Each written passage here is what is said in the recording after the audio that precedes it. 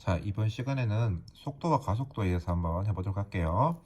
자, 기본적으로 나오는 말이 이제 수트에서 배웠겠지만 위치란 말이 나오고 속도란 말이 나오고 가속도란 말이 나오죠. 그러면 우리가 알고 있기는 위치를 미분하면 속도가 되고 속도를 미분하면 가속도가 된다 라는 사실은 우리가 알고 있어줘야 됩니다. 왜 그러냐라고 물으면 결국 속도라는 것이 미터 퍼 세컨드잖아요. 미터 퍼 세컨드니까 시간에 따른 속도의 변화율이 될 것이며, 가속도라는 것은 미터 퍼 세컨드 제곱 아닙니까? 그래서 시간에 따른, 이거는 이렇게 되니까 시간에 따른 속도의 변화율이 바로 가속도가 된다, 이렇게 알고 있어요. 자, 근데 일단은 딴 거는 조금 나은데, 보통 해보면 가장 어렵게 생각하는 개념이 뭐냐 그러면 위치라는 개념이에요. 위치. 속도, 가속도는 그래도 좀 덜 헷갈립니다. 근데 위치락 하는 것은 되게 여러분 헷갈려 하는데, 위치락 하는 것은 따지고 보면 뭐냐면 좌표입니다. 좌표인데 수트에서는 우리가 1차원 운동, 수직선상에서 움직이는 거, 여기서 여기 있다가 뭐 이렇게 A1, A 이렇게 쓰잖아요. 그렇죠? 그래서 A 뭐 이걸 갖다 XT 이렇게 쓰는 거죠. XT가 뭐 T제곱 빼기 2T 더하기 1 뭐 이런 식으로 돼 있다라면은 T 이꼴 1일 때 위치가 여기 있다가 2일 때 여기 있다가 3일 때 여기 있다가 이런 개념을 의미하는 겁니다. 그래서 이 위치란 말은 결국 이 A라는 점에 좌표를 의미해요. 좌표. 그래서 좌표가 주어진다라는 말은 위치가 주어진다는 말과 똑같은 말입니다. 그래서 위치를 미분하면 속도가 되고 속도를 미분하면 가속도가 됩니다. 뭐 참고로 TMI 좀 하면은 위치의 절대값이 오면은 주로 거리가 되죠. 주로 꼭 거리 되는 것은 아니에요. 무슨 말이냐 그러면 원점에서 출발했을 때 마이너스 2에 있으면 절대값이 오면 이 거리가 얼마 되는 거예요? 2가 되는 건 맞죠? 근데 여기서 출발하는 거 생각하면요, 여기서 출발했을 때 여기 위치에 있으면 이때는 거리가 얼마가 됩니까? 3이 되는 겁니다. 그렇죠? 그래서 그런 차이가 있긴 합니다. 그 다음에 속도에다가 절대값 세면 속력이 되죠. 가속도에다가 절대값을 세면 가속력이 됩니다. 어쨌든 그런 개념이고, 중요한 거는 위치, 속도, 가속도.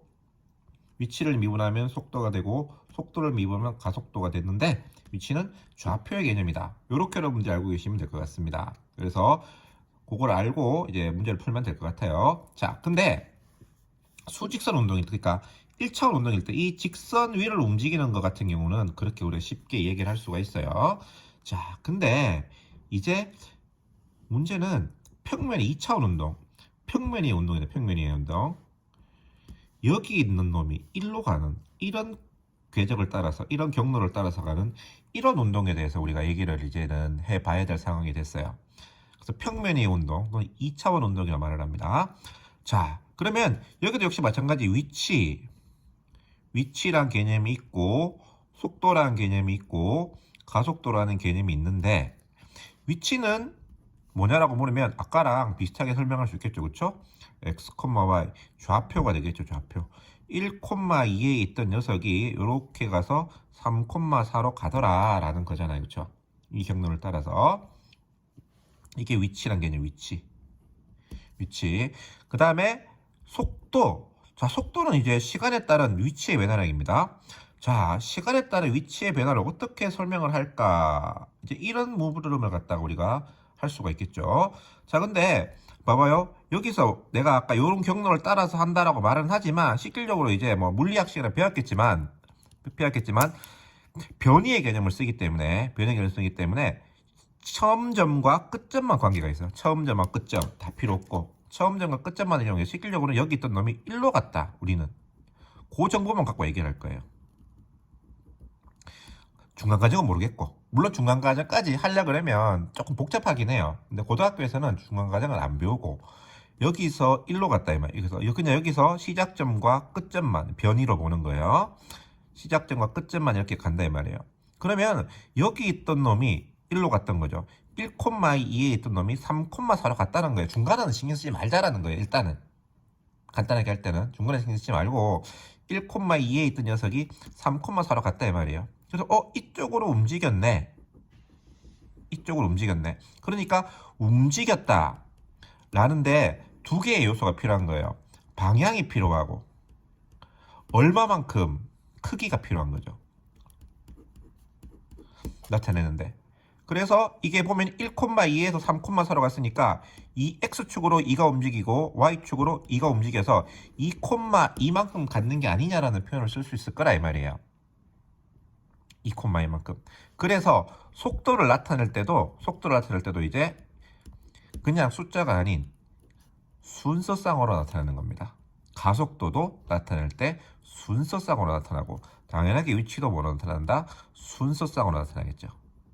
순서쌍으로. 그래서 평면 위를 움직이는 운동은 이렇게 주어집니다. X 기본 표기 자체가 X는 FT, Y는 GT. 주어지는 이 말이 무슨 말이냐 그러면 X 좌표가 FT란 말이고 Y 좌표가 GT란 말입니다. 위치 뭐가? 좌표가. T는 시간이에요. 그래서 이게 소위 말하는 앞에서 배운 매개변수로 나타낸 매개변수로 표현된 함수의 방정식 꼴이 나타나는 거죠. 그래서 시간에 따라서 T는 시간에 따라서 X 좌표가 이렇게 바뀌고 Y 좌표 이렇게 바뀐다. 그래서 T라는 매개변수를 이용해서 X, Y가 적용되어 있다 이런 말입니다. 그래서 위치가 이렇게 주어져 있을 때 속도는 어떻게 되냐 그러면 되게 쉬워요. 속도는 그냥 각각 미분해 주시면 돼요. 왜 이렇게 하느냐? 잘 생각해보면 X의 속도, Y의 속도 생각해보면 되는 거예요. X축 속도, 여기서 했던 것처럼 X축 속도 계산하고 Y축 속도 계산하면 2,Y가 나오는 거잖아요. X축 속도, Y축 속도. 이런 아이디어는 물리학에서 되게 많이 쓰는 아이디어죠. 그래서 얘를 미분하면 이렇게 하면 이게 속도. 그 다음에 또 한 번 더 미분해서 F'T, G'T. 이렇게 하면은 이게 뭐가 된다? 가속도. 그래서 위치도 순서쌍, 속도도 순서쌍, 가속도도 순서쌍. 이렇게 나타나는 거예요. 자, 그러면 속도는 그렇다 치자. 그럼 속력은 어떻게 하는데? 자, 아까 말했죠? 이게 2,2라 이 말이에요. 예를 들어 속도가 2,2다.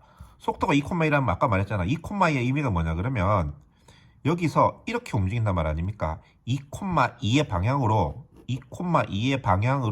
크기는 당연하게 이 길이를 크기로 하는 것이 합리적이겠죠. 그렇죠? 그래서 이게 2,2라고 하면 요 길이 2루트 2 이게 바로 속력이 되는 거예요. 그래서 속력은 루트 F'T의 제곱 더하기 G'T의 제곱으로서 정의된다. 이렇게 아시면 될 것 같습니다. 그래서 자 1차원이랑 2차원이랑 달라요. 1차원 운동할 때는 좌표가 하나밖에 없습니다.